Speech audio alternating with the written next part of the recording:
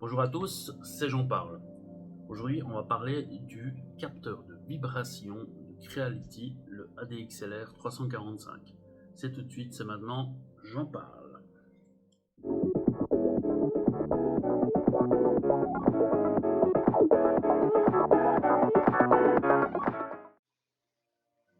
Bon, alors je suis en train d'ouvrir le paquet. Vous pouvez voir, il y a la petite notice explicative, très simple. Pas grand chose, hein, juste un petit schéma et des instructions très simples en anglais. Là, c'est dans le capteur, hein, une question. Petit, voilà. Le câble, USB-C, vient avec les vis pour fixer le capteur. Et c'est tout. Voilà. Rien de plus. Bon il reste plus qu'à tester ça et puis voir qu'est-ce que ça donne. C'est parti.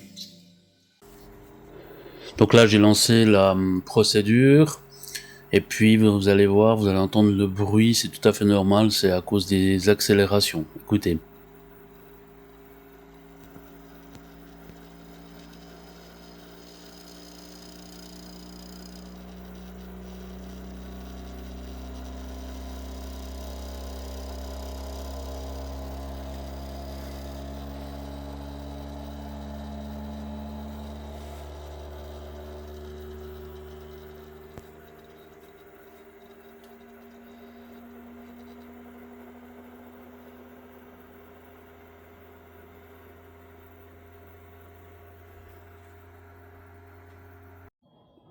Voilà donc ce que ça m'indique à l'écran. Donc on va pouvoir passer au calibrage du bed maintenant, avec le bruit toujours caractérisé.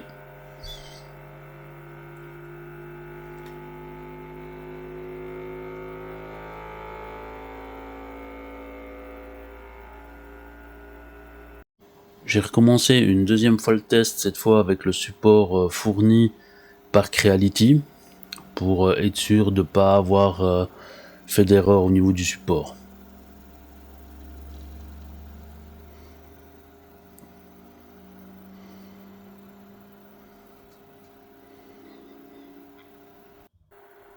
Ensuite j'ai mis sur le bed, vous voyez, en le collant avec du double face pour que ça tienne le mieux possible au milieu du bed.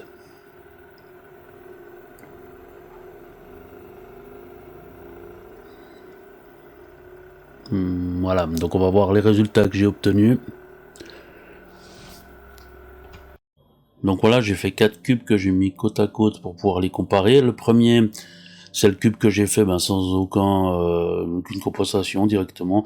Toujours avec les mêmes paramètres, les autres cubes. Le deuxième, c'est en fait avec le support maison mais sans calibration de l'axe Z. Le troisième, support maison, calibration de l'axe Z avant de commencer. Et puis le quatrième, j'ai voulu faire toutes les choses bien. J'ai pris le support fourni par Creality, j'ai fait la calibration de l'axe Z, j'ai nettoyé mon bed, j'ai tout fait comme il faut. Donc comme ça, il n'y a pas de risque d'erreur.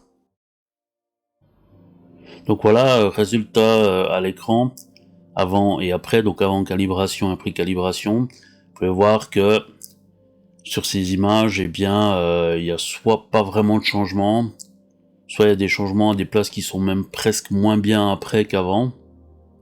C'est des images faites au microscope, grossissement 1000 fois je crois, si je me trompe pas.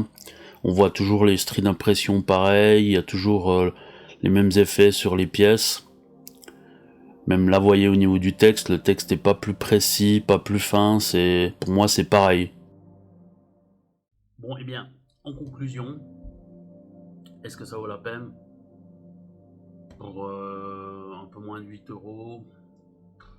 J'ai pas vu, moi, franchement, je vais être honnête, hein, je vous ai démontré avec les images que j'ai faites, avec les mesures que j'ai faites, j'ai pas vu d'amélioration. Moi, personnellement, pour être honnête.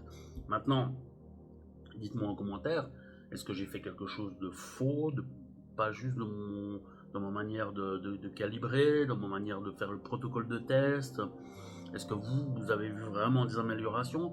Mais attention, moi en fait, c'est pour ça que j'ai voulu faire ces photos au microscope, c'est pas pour me baser sur un ressenti, mais vraiment pour avoir quelque chose de visuel, de concret, qu'on peut vraiment comparer sans dire ah bah oui c'est mieux, mais est-ce que c'est vraiment mieux? On n'en sait rien en fait.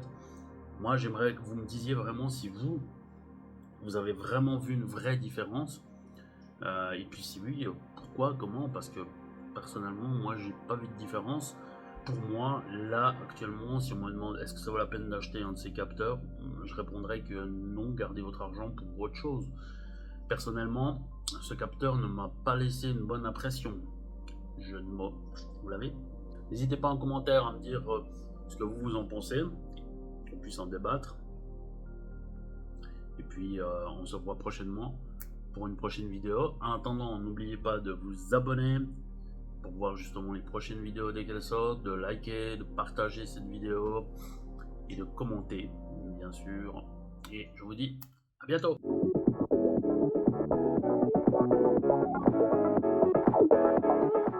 Pour moi,